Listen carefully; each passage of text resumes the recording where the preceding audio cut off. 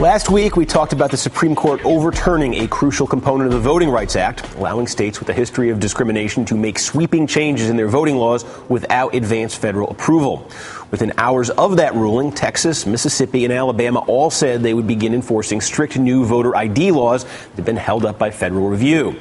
Now, ground zero for voter ID laws is shifting to North Carolina, where Republicans have total control of both houses of the state legislature and the governor's mansion. This is the first time that's happened since 1870. It's not just a change to voting laws North Carolinians are facing. Republican attacks on reproductive health, unemployment insurance, and Medicaid spending are all underway as well. And we'll discuss those in a minute. But along with the voter ID bill the state GOP is advancing, there's also a push to end popular provisions such as same-day voter registration, early voting, and Sunday voting, all of which disproportionately affect African-American voters. North Carolina NAACP President Reverend William Barber, who has led 9 straight weeks of protests at the state capitol, says he is not backing down. If you think you're going to take our voting rights without a fight, you ain't seen a headache yet.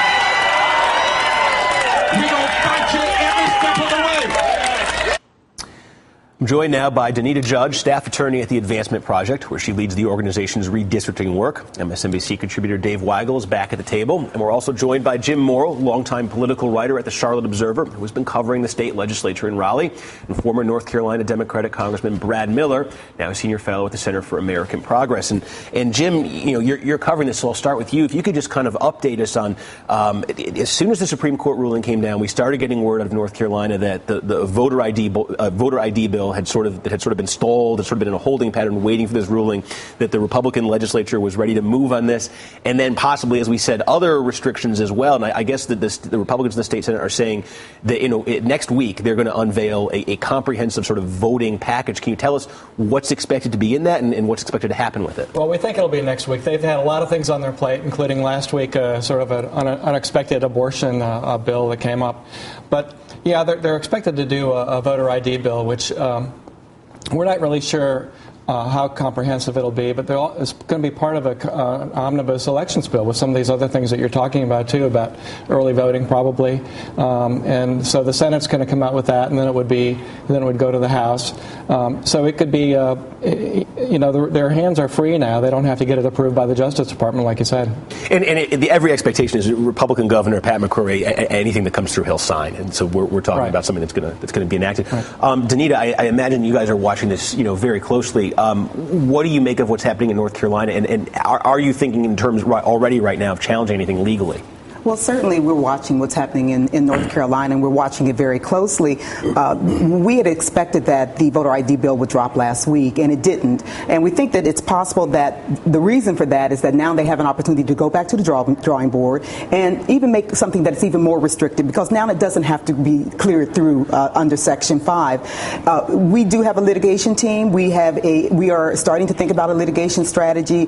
This will be a multi-pronged attack. It will not only be litigation. Certainly, litigation is one of those things that Advancement Project is really putting a lot of their efforts and thoughts into. How do we combat this type of voter suppression? And is North Carolina potentially a test case? We look at movement in a lot of states, as we said, but is North Carolina sort of potentially a test case for, in a post-Section 4 / maybe Section 5 world, where you have to initiate the legal action to challenge anything? Is this sort of a template for what it's going to be looking like? Well, certainly, North Carolina is historic in terms of decisions out of the Supreme Court.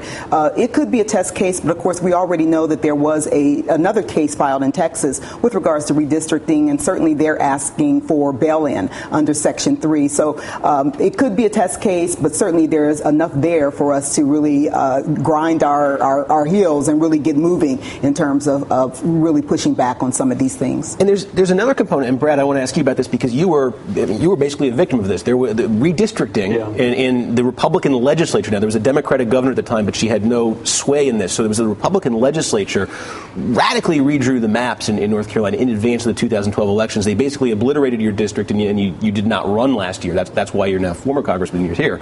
But as I understand it, there's still a pending lawsuit about how that process was done in terms of packing in minority voters, packing in black voters, really to a couple of very specific places in the state like GK Butterfield. Can you talk about what that process was like and what happened? Yeah, well, there are a couple things. First, on the voter ID, that is not a small thing. There are hundreds of thousands of people in North Carolina. I've seen the figure 500,000 who are registered to vote, who do vote, but don't have driver's licenses, which is the typical voter ID. And in a state that is very closely divided, if you effectively disenfranchise hundreds of thousands of people that skew strongly Democratic, you have definitely changed election results.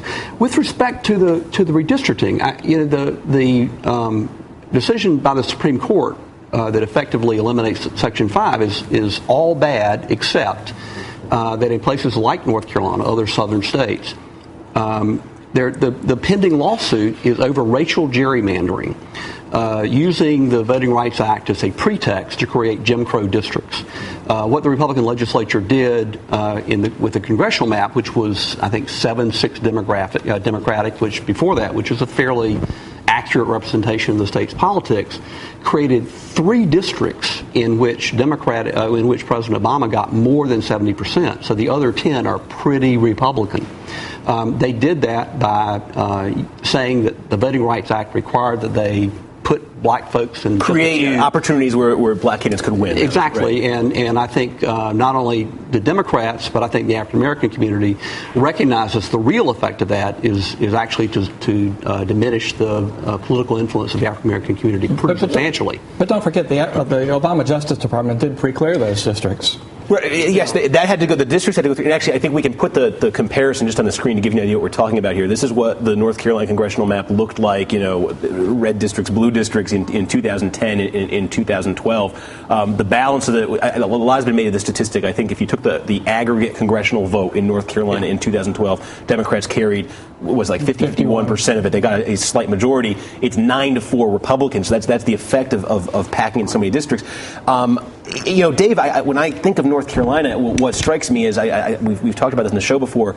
In some ways, this is what America might be looking like if Mitt Romney won last year. Because in North Carolina, you had it's really the first time, as we said, in over a century, where Republicans finally got the control of the state assembly, the state house. They got control of the state senate. They got control of the governorship, and suddenly they're able to just do anything they want. And this is an example of sort of a flood of things that have been happening in the last 6 months. And they weren't alone. You saw it in Ohio. You saw it in Wisconsin. You saw it in states, Virginia, too, a state that the president carried. Ohio's a state he carried, where they have very slanted districts that now only elect a couple of Democrats. And you see the melody underneath the music here.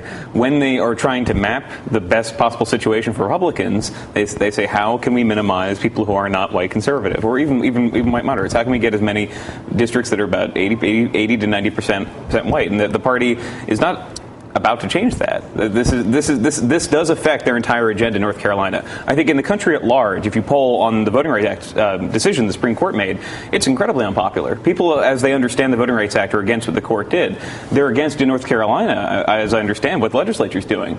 The solution is just to make those people kind of over in one section over here in a pen where they can't really affect the outcome, and make sure that the people who, we're talking about what they're going to change in the voting system. People who absentee vote, people who are generally Republican voters, keep deciding the election for the next few cycles. You can do all this and have no backlash. I wonder, Donita, how because you focus on redistricting, and I always wonder how you strike this balance, because the sort of edict in the Voting Rights Act to create districts of opportunity for non-white candidates where they can win opens up the door, since it's so tough to sort of quantify what exactly that means. It opens up the door to this kind of abuse. I wonder how you can set the guidelines where you can create these kind of districts where it's not what we have in North Carolina, where it's every Democratic voter is just going into these like 2 or 3 districts. Right. I think you do have to strike a balance in terms of making sure that communities of color are able to elect candidates of their choice, and also to make sure that we're not throwing all of the people of color in one district where they have no power in the other districts.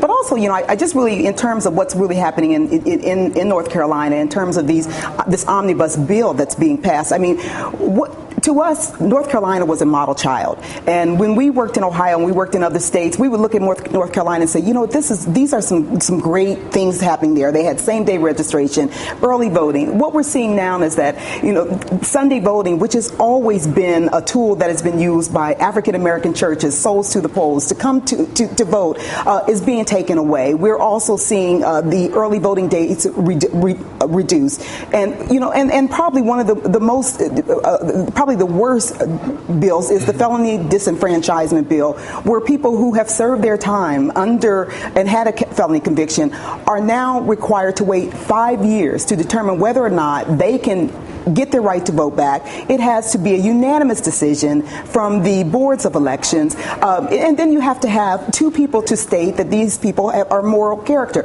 So we don't want to get away from really what North Carolina is doing right now and how what the impact will be on people of color throughout the state. And certainly as we look at it, and other states are looking and watching too. And that may be the bigger problem, is that other states may try to do the same thing that North Carolina is doing. And as I said, and Jim alluded to this, this is one of sort of a swirl of things happening in North Carolina right now. I want to talk about another involving abortion that is playing out right now, sort of surprisingly, after this.